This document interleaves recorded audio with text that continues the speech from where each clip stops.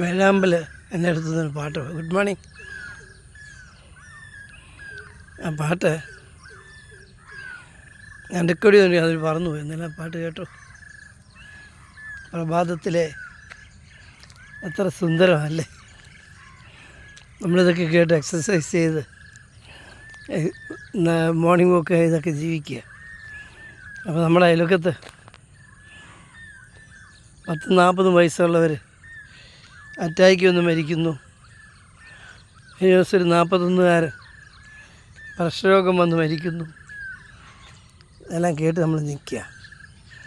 എന്തായാലും ഒരു കാര്യം ഞാൻ പറയാം, നിങ്ങൾക്ക് 30 വയസ്സേ ഉള്ളെങ്കിലും നിങ്ങൾക്ക്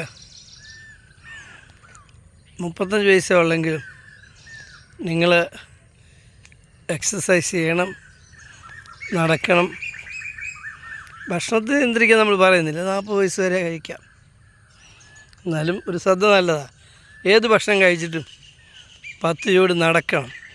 പണ്ട് കാരണവന്മാർ പഠിപ്പിച്ചിട്ടുള്ള കാര്യമാണ്. അങ്ങനെ വന്നാൽ ഒരു ഡയബറ്റിക്കും നിങ്ങളെ കുഴപ്പത്തിലാക്കത്തില്ല.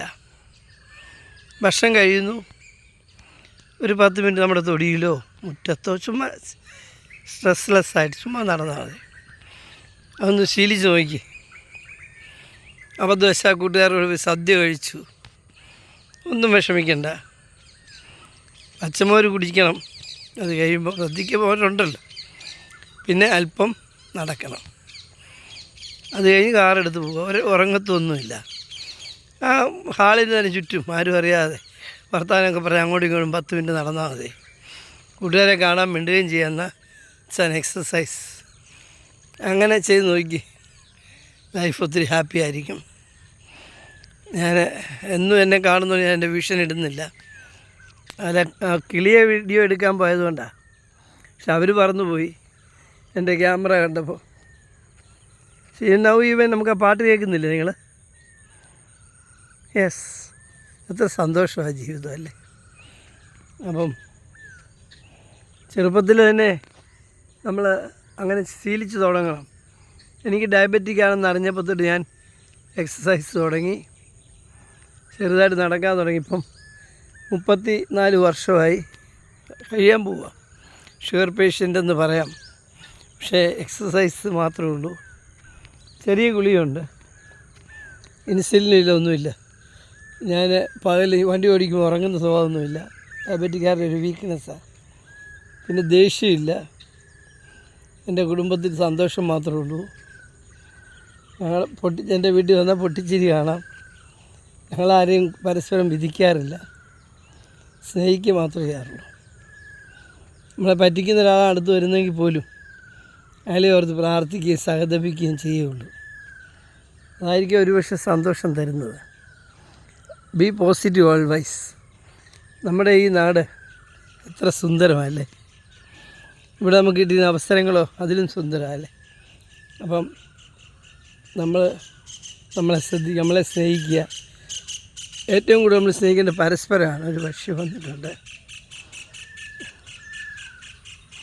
പരസ്പരം നമ്മൾ സ്നേഹിക്കണം, ബഹുമാനിക്കണം, ആദരിക്കണം.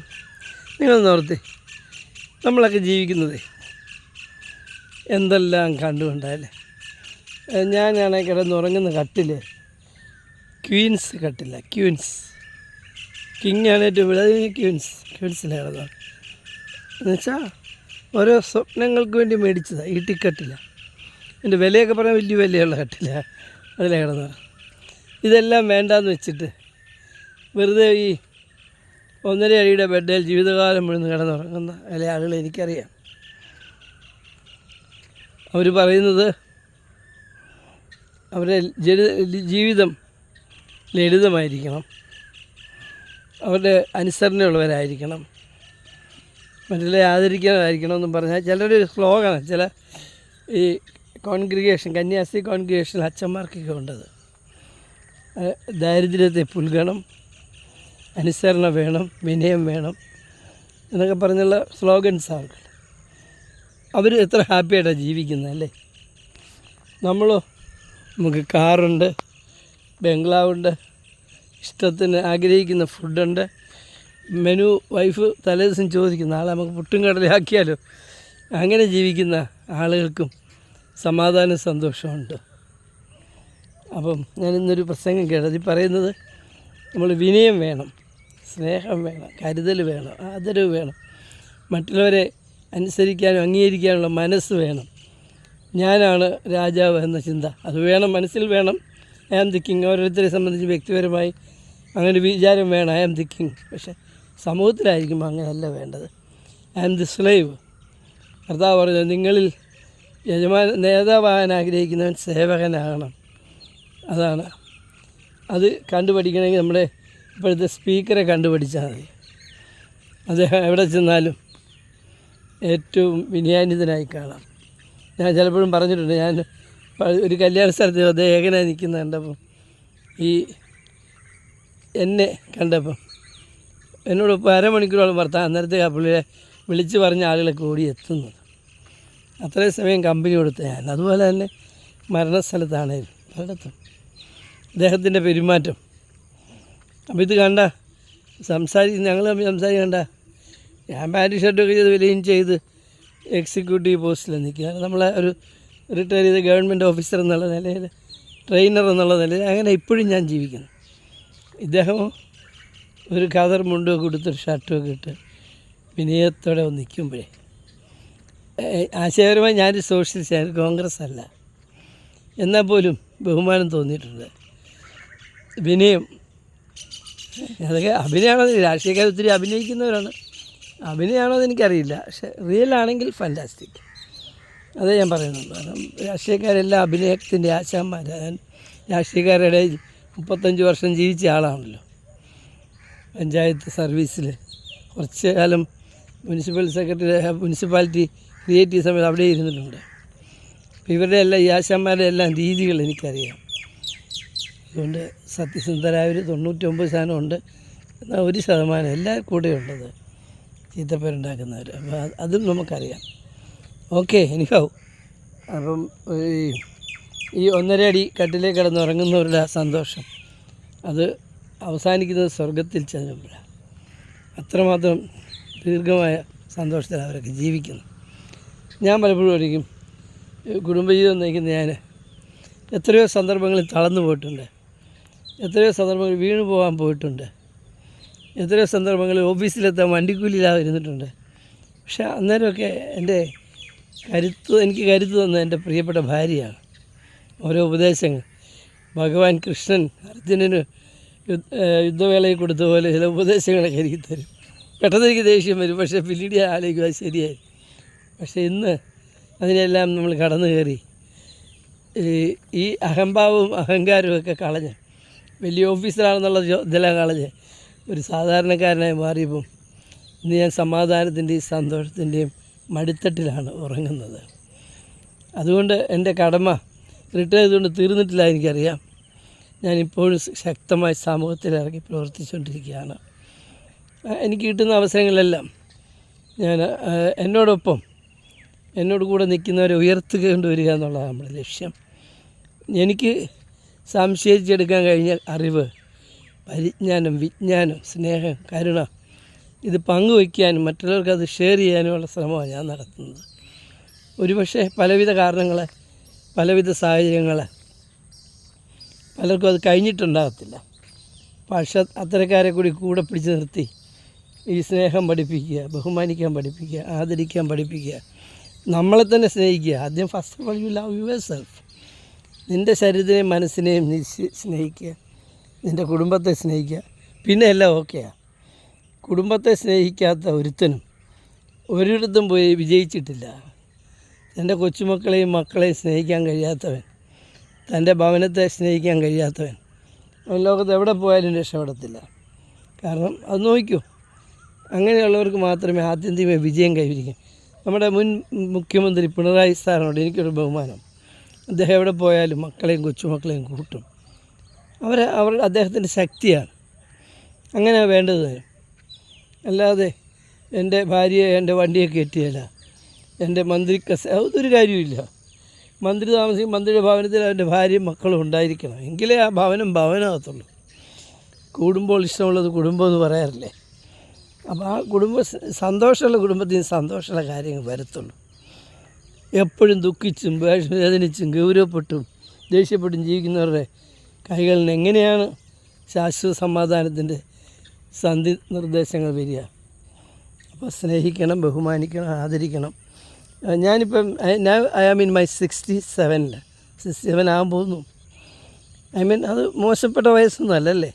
പക്ഷേ എനിക്കറിയാം എൻ്റെ കടമകൾ സമൂഹത്തോടുള്ള തീർന്നിട്ടില്ല. ഞാൻ അതുവേണ്ടി ഊർജ്ജസ്വലനായി മുന്നോട്ട് പോയിക്കൊണ്ടിരിക്കുകയാണ്. ഇപ്പോഴും ഞാനൊരു വിദ്യാർത്ഥിയാണ്. MA സൈക്കോളജിക്ക് പഠിക്കുന്നു. ഇത് കഴിഞ്ഞാൽ LLB എടുക്കണമെന്നാണ്. കാരണം എൻ്റെ ചെറിയൊരാഗ്രഹം, ജപ്പാൻകാരന് 110 വയസ്സ് വരെ ജീവിക്കാൻ കഴിയുമെങ്കിൽ ആരോഗ്യ ദൃഢഗാത്രനായി 110-ലെത്തണം. ഇപ്പോൾ രോഗികളായിട്ട് എന്തിയും വലിഞ്ഞും ഗുളിക കഴിച്ചും എത്തുന്നവരുണ്ട്, അതുപോരാ. ആരോഗ്യ ദൃഢഗാത്രനായി അന്തസ്സായി മറ്റുള്ളവരുടെ ഒരു സപ്പോർട്ടില്ലാതെ 110 വയസ്സ് വരെ അന്തസ്സായി ജീവിക്കുകയും അത് മറ്റുള്ളവർ കാണിച്ചു കൊടുക്കും. നമ്മൾ കേരളക്കാർക്ക് അത് ഈസിയാണ്. ഇത്രയും നല്ലൊരു ഭൂമി, ഇത്രയും നല്ലൊരു ജനം, ഇത്രയും മഴ കിട്ടുന്ന, ഇത്രയും പച്ചപ്പുള്ള എവിടെ ഉള്ളത്? ഇവിടെ എനിക്ക് 110 ജീവിക്കാൻ പറ്റിയില്ലെങ്കിൽ 110 മിനിമമാണ്. 145 വരെ പോയാലും കുഴപ്പമൊന്നുമില്ല. ജപ്പാൻകാർ 145-ലേക്കാണ് കൂടുതൽ മരിക്കുന്നത്. ഞാൻ ജപ്പാൻകാരെ മോഡലായിട്ട് എടുക്കാൻ കാര്യം, അവിടെ ഭൂമികുലുക്കമുണ്ട്, അവർക്ക് ആറ്റം ബോംബ് വീണതിൻ്റെ പരിത്യക്ത അനുഭവങ്ങളുണ്ട്. ഇതെല്ലാം പിഞ്ചൊന്നുകൊണ്ടാണ് അവർ 110, 130, 140 വയസ്സ് വരെ ജീവിക്കുന്നത്. അപ്പം ഒരു കാര്യമുണ്ട്, നിനക്ക് എത്ര വയസ്സ് വരെ ജീവിക്കണം നീ ആഗ്രഹിക്കുന്നത് അത് നിൻ്റെ മനസ്സിൽ കൊടുക്കണം. ചിലരുണ്ട് 60 വയസ്സ് കഴിയാൻ വയസ്സനായി തീർന്നു. അപ്പോഴേ നിൻ്റെ മനസ്സ് ഒരു വലിയ കമ്പ്യൂട്ടറാണ്. നിൻ്റെ മസിൽസിനെ പലതിൻ്റെയും പ്രവർത്തനം നിർത്തിവെക്കും. ഓടാനും ചാടാനും കുതിരപ്പുറത്ത് കയറാനുള്ള ആദ്യം അതൊക്കെയാണ് നിർത്തുന്നത്. അപ്പോൾ അനങ്ങാതായിട്ട് ഇങ്ങനെ നടക്കും. പയ്യെ നീ ചുമ്മാ മരിക്കാൻ ആഗ്രഹിച്ചാൽ മതി. നീ ആത്മഹത്യയൊന്നും ചെയ്യണ്ട. ശാസ്ത്രീയമായ പഠനം കാണിക്കുന്നത് നീ ദൃഢമായി അഭിലേഷിച്ചുകൊണ്ട് ജീവിച്ച within few months or years മരിച്ചിരിക്കും. അപ്പം ജീവിക്കണം, ഉയരണം, മുന്നോട്ട് പോകണം, മനുഷ്യർക്കൊരു മോഡലാകണം.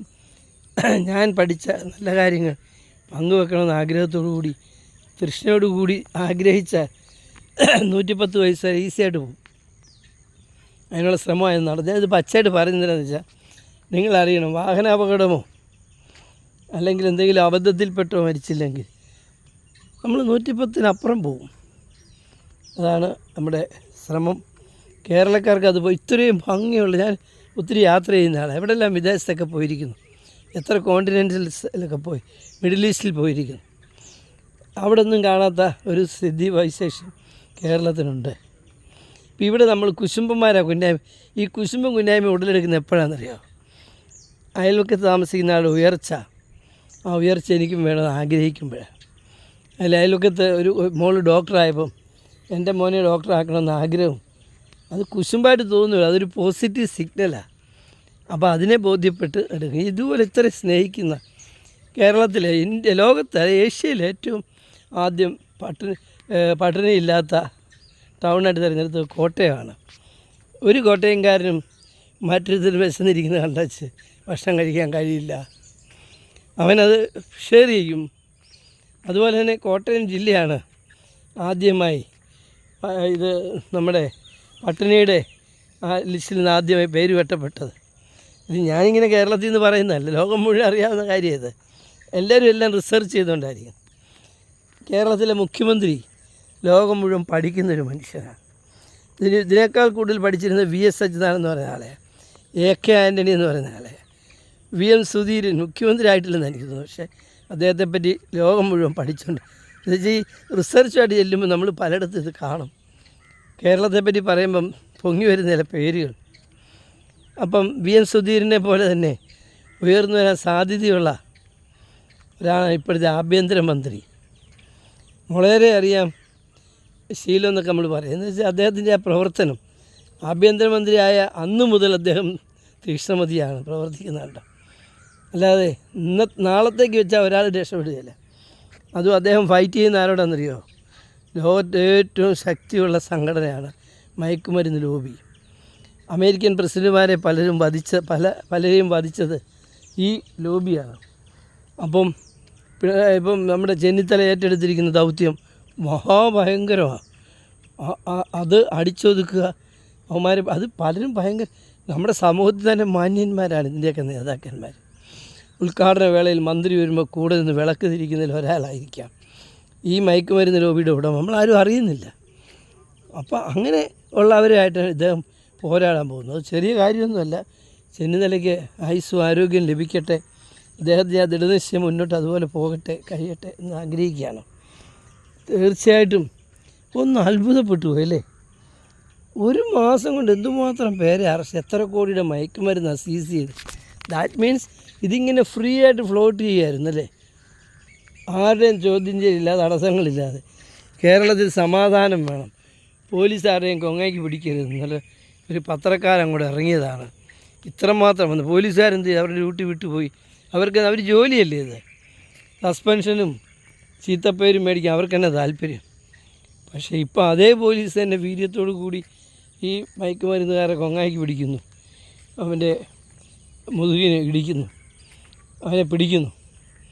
അപ്പം കഴിയുമെന്ന് മനസ്സിലായില്ലേ? അപ്പം നമ്മുടെ നാട് മുന്നോട്ട് പോട്ടെ. എന്തായാലും ഒരു കാര്യം ഞാൻ പറയാം, താഴോട്ട് ചിന്തിക്കണം. ബെൻസ്, എൻ്റെ സ്വപ്നം അടുത്തൊരു കാറ് ബെൻസ് കാറ് മേടിക്കുന്നതാണ്.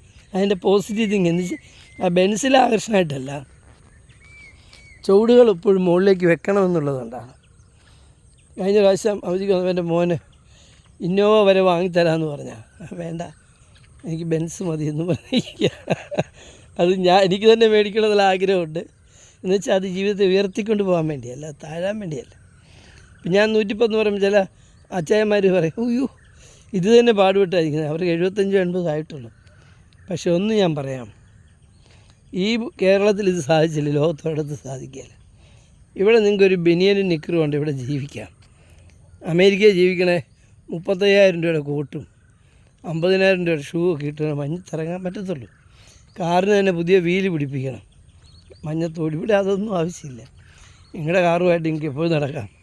പിന്നെ ഇവിടുത്തെ ജനങ്ങൾ, നിങ്ങളൊന്ന് പഞ്ചറായിട്ട് കിടന്ന് ഓടിയോ, എന്താ ചേട്ടാ പഞ്ചർ, അയ്യോ നമുക്ക് വാസുവിനെ വിളിക്കാം, അല്ലെ അവറച്ചൻ അപ്പുറം ഉണ്ടല്ലോ, അല്ലെ അമ്മത് ഇപ്പുറം ഉണ്ടല്ലോ, വിളിക്കാം, ആൾ ഓടിക്കൂടി. ഇതാണ് ഈ മനുഷ്യസ്നേഹം, അതാണ് കേരളം. അപ്പോൾ നമുക്ക് ഒത്തൊരുമിച്ച് ശ്രമിക്കാം, നമ്മളെ തന്നെ സ്നേഹിക്കാം, നമ്മുടെ കുടുംബത്തെ സ്നേഹിക്കാം, ചുറ്റുവട്ടമുള്ളവരെ സ്നേഹിക്കാം, അതുപോലെ തന്നെ നമ്മുടെ സേവന ആവശ്യമുള്ളവരെ സ്നേഹിക്കാം, ഉപകാരങ്ങൾ ചെയ്യാം. നമ്മൾ ഈ വർഷങ്ങളിൽ സായുജ്യം നമ്മളിങ്ങനെ നേടിയെടുത്ത അറിവുകൾ അത് പകർന്നു കൊടുക്കാം. നമുക്കറിയാം പഴയ ഒറ്റമൂലികൾ ഒത്തിരി നഷ്ടപ്പെട്ടു പോയിരുന്നു, അവരാരോടും പറയത്തില്ലായിരുന്നു. അപ്പോൾ അതല്ല, പറഞ്ഞു കൊടുക്കണം. എൻ്റെ മക്കൾ ഇന്ന വഴിയിൽ വിജയിച്ചു, നിൻ്റെ മക്കളും ആ വഴിക്ക് പോട്ടെ എന്ന് പറയുമ്പോൾ നിങ്ങളുടെ മകൻ അതിന് മുകളിൽ പോകും. കാരണം അവന് PG ആയി, DM ആയി, MRCP ആയി, അങ്ങ് കയറിപ്പോവും. നിങ്ങളെന്താ ചെയ്യേണ്ടത്?